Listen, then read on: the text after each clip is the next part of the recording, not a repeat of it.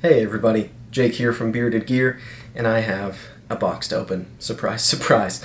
I feel like at this rate, basically since I started my channel, I feel like I do more than one unboxing every week. So you guys probably are not surprised at all, but I've been doing a little bit of knife trading lately.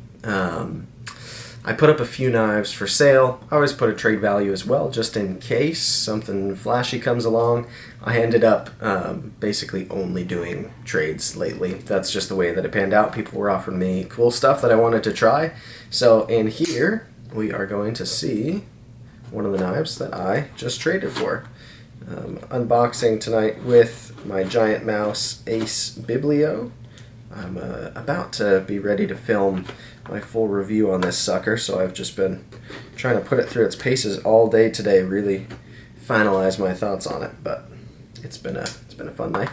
I'll let that review speak for itself when it's up. I'm not going to do that here and now. Anyway, let's get this busted open. There we go. So in here we have a Spyderco. Surprise, surprise, knowing me, right? Perfect, yeah, it's just packaging. So, it is in one of Spyderco's little leather pouches. You may or may not have seen one of these before. A lot of my favorite Spydercos come in pouches. So, in here is a model that I've actually never even handled in person before. But I've thought they are cool for a very long time. It is, I believe it's pronounced Valloton? Or Valloton? I don't know how you say it. Is it Valloton or Valloton? I don't know. But it is a very different offering from Spyderco. I don't think these are in production anymore. Frankly, I don't really know much about this model other than I've seen them in pictures enough times to think they look cool and really kind of classy and traditional. I don't think is the right word, but what's older than new and newer than traditional? I feel like that's kind of what this looks like to me. But these are a Taiwan manufactured Spyderco. It's got a real thick blade stock, and one of the things that has stuck out to me about this model is I know that there are a lot of them out there with conversions to be automatic, so I'll have to look more into exactly how that works. But this one is interesting. You've got the hole, but it also has external blade stops, so basically thumb studs, which I can't recall any other Spyderco ever that has studs and the hole. That's a different thing, but it works for Spidey flicking. It's a really unique profile overall and blade profile. I think it looks pretty rad. This is an interesting hump here. It's not the most aesthetically appealing thing to have that hole just so clearly elevating the spine of the knife. It's funky looking. But another thing that's really cool is the way this is ground. There's a hollow grind for this main bevel. Just got my fingerprints on it already.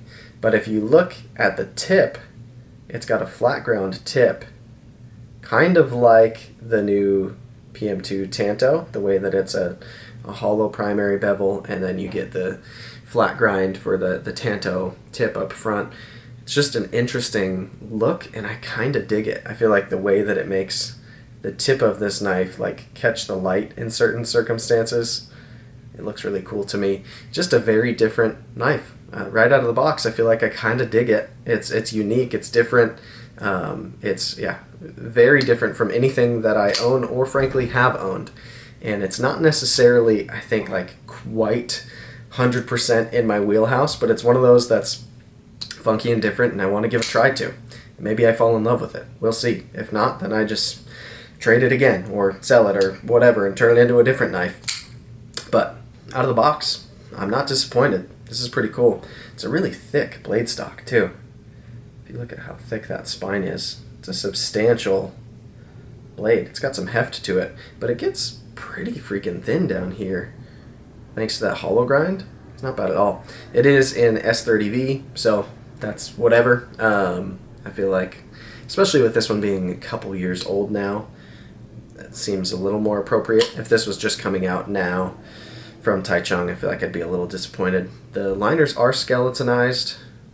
Yeah, super interesting how you've got these bolsters. It's like a really polished G10. Interesting, interesting, interesting. So, anyways, this is the Spyderco Valloton. I don't know. Valloton? I'm not sure how I'm supposed to say it, but it's spelled Valloton, I believe. It'll be written in the description. You can see it there. Someone let me know. Someone type out phonetically how I'm supposed to say Valloton. Yeah, this is a fun one. This is interesting. So there's going to be a full review to come. I'll probably do a first impressions on it in the next day or two, and then once it's been... Lately for knives that are not loaners, that are mine, I'm taking a little more than a week to get a full review up just because there's too many knives passing through my hands. I don't want to rush them.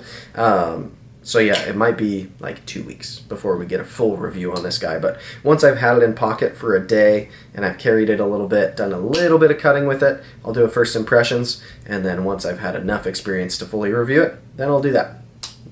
Let's call it like it is. That's the way it's going to work. So yeah, be looking forward to that. I know I am. This is going to be an interesting one to try out. I'm excited to finally have one of these in hand and kind of satiate my curiosity. Anyways, thanks guys. Appreciate you watching as always, and I'll see you very soon.